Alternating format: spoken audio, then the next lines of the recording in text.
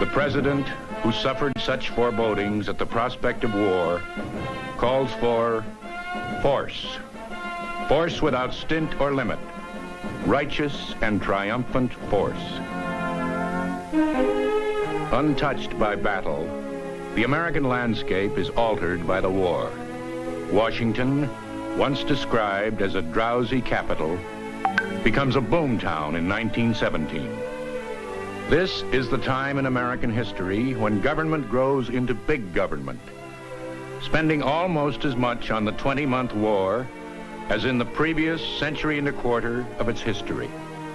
Dozens of new agencies, a federal payroll that nearly doubles, from 500,000 employees to almost 1 million, not to mention the unpaid volunteers.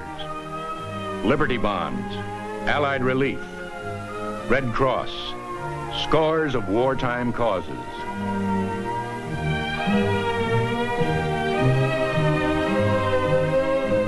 For just $1 a year, government secures the services of some of its most distinguished citizens, an army of businessmen like Thomas A. Edison and Bernard Baruch.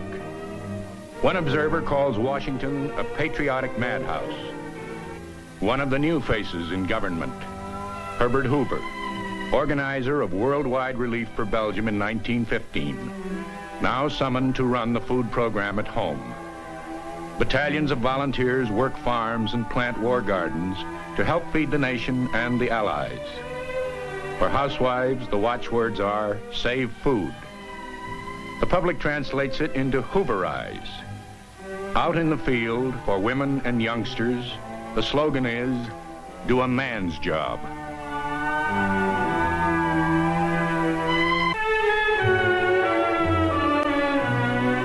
Love may not change, but motherhood will never be the same after this war.